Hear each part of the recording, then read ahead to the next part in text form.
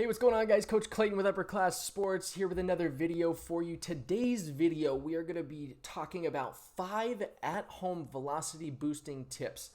These tips are going to be able to help you maintain all that work that you've put in the preseason. So that way, when we go back to baseball, you are prepared and you are ready and you are in shape, ready to go for the season when it does start back up. These 5 tips you can do at your home. All you need is enough space to be able to go through your full throwing motion. You need a wall to be able to get up against. And then you're going to need a kitchen towel. So you're going to have to ask your mom, hey, mom, can I borrow a kitchen towel? So the first thing we're going to do is some towel drills.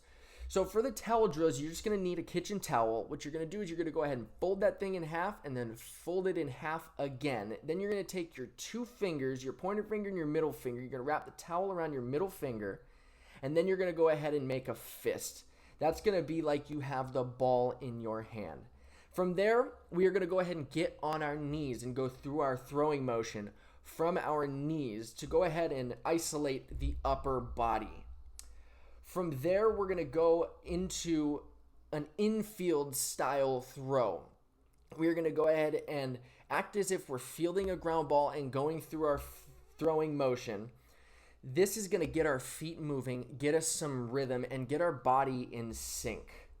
From there, we're going to go ahead and do what we call a jump back throw. So you're going to get into a set position.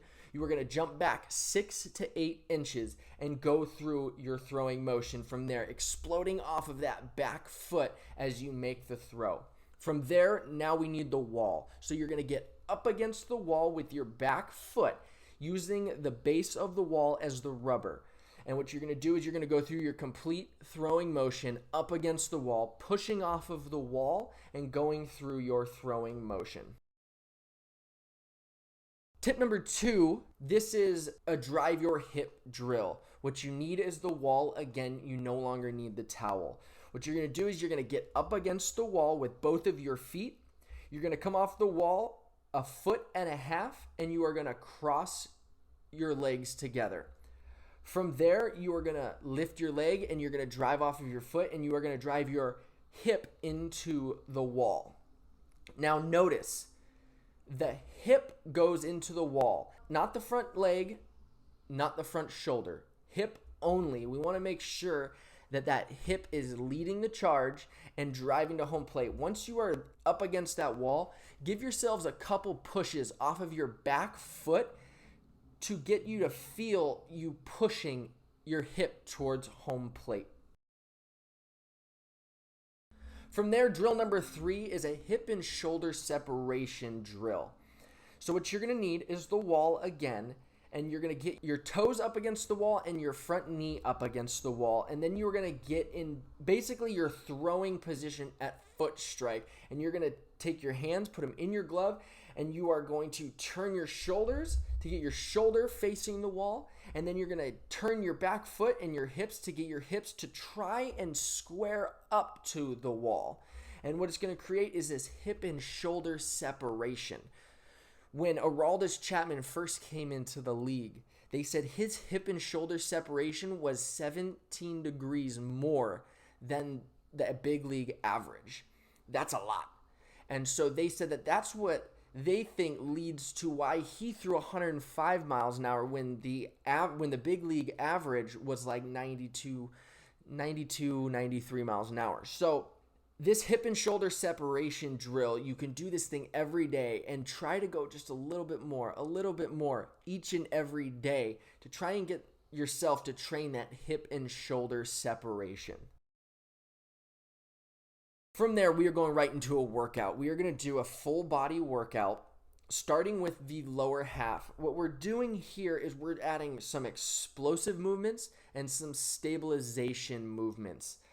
So we're going to do a full body workout starting with our lower half. We're going to go right into jump squats. This is an explosive movement that you can do. It's very simple. Go right into jump squats, and then from there, we're going to go right into ice skaters. So ice skaters is a good lateral exploding movement. Make sure you are touching the ground with your opposite hand and you are exploding off of your foot and driving yourself in the opposite direction. From there, we are going to go right into a full body movement. We are going to go right into burpees. And burpees are great. Like I said, it's a full body movement, but it's also an explosive movement. Make sure you are pushing it here and exploding. From here, we're going to go right into a push-up pop is what I like to call it. So you're going to go through and you're going to do a push-up, and when you get to the top, you're going to explode through and try to get your hands to leave the ground. This is a great exploding movement for your upper body. From there, we're going to go right into some mountain climbers. Mountain climbers are a great movement. More of a conditioning movement, but a great movement for explosion depending on the speed. So try to do these as fast as you can. From there, we're going to go right into some stabilization exercises. We're going to go into a wall sit. So again, you're going to need a wall. You're going to sit up against the wall at 90 degrees. You are going to have your hands in a prayer position up against your chest. So that way we are not cheating by putting our hands on our knees. From there, we're going to go into a slow push-up. You are going to go down slow and you are going to come back up slow. This is a great exercise for stabilization. From there, we're going to go right into Y's, T's, and W's. So you're going to lay on the ground with your chest up and you're going to put your arms in a Y position, pinching those shoulder blades as best as you can. Go right into a T after that, pinching those shoulder blades, and then we're going to go into a W movement, making sure we are pinching those shoulder blades, keeping our chest up off of the ground. It is okay to have our feet on the ground during this exercise. So our fifth and final tip is core work. We have to make sure we are doing core work every single day. If our core is weak, we are not going to be able to stabilize the rest of our body to be able to hold those mechanics. A weak core means low velocity. You want to have a boost in your velocity, you need to make sure that your core is strong. So we're going to go through some core exercises here for you. The first ones we're going to do are called in and outs. So you're going to do in and outs and then right into crunchy frogs. After the crunchy frogs, you're going to go right into some Mason twists. These are great for your obliques, your side abs, to make sure we are hitting every part of the abs. From there, we're going to go right into some abdominal stabilization drills. So we're going to go and do some scissors.